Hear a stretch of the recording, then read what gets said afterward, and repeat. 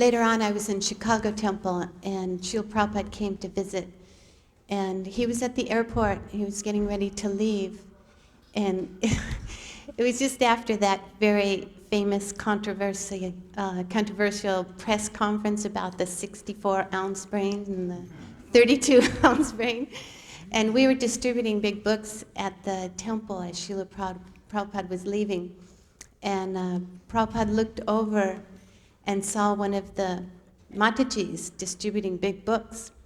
And he smiled this huge grin and said to the devotee that was next to him, he says, "My female devotees, my women disciples, they have 64-ounce brain." So, yeah.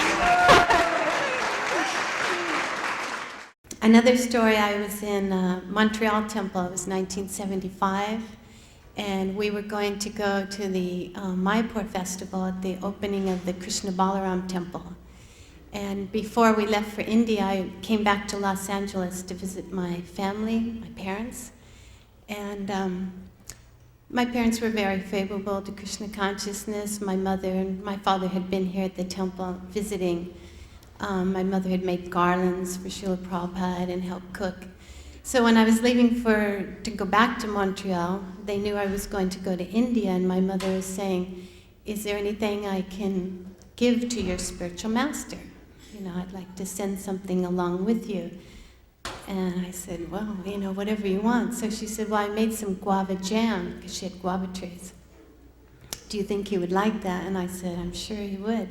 So I took it with me to India, and I was in Vrindavan, and I went up to Srila Prabhupada's door to give to his servant at the time, and he's going, "Oh, come on in and give it to him yourself." I'm going, "No, you know, I didn't want to." And so I gave it to the servant to give to him. And the servant found me later and told me that Srila Prabhupada was so appreciative of it. And he actually Srila Prabhupada wrote my mother a letter.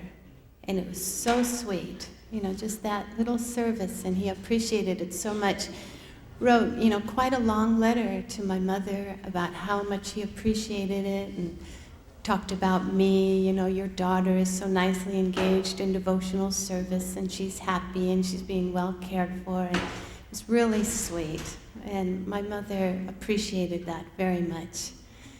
And I just want to tag on the end here is my mother left her body just recently, and it's like, who can know the potency of the mercy of Srila Prabhupada? Because I just pray that I have just a fraction of the mercy that she had when she left her body. I was with her for a couple of weeks leading up to her death, and I sat by her bedside and read Bhagavad Gita to her every day. She had on headphones with Prabhupada chanting japa. You know, just moments before she passed, she was listening to the Krishna meditation tape, you know, the days and moments, you know, and I was right there when she left her body. And it's really amazing, and I just see it's all Srila Prabhupada's mercy, that little bit of service and that appreciation for a pure devotee. Thank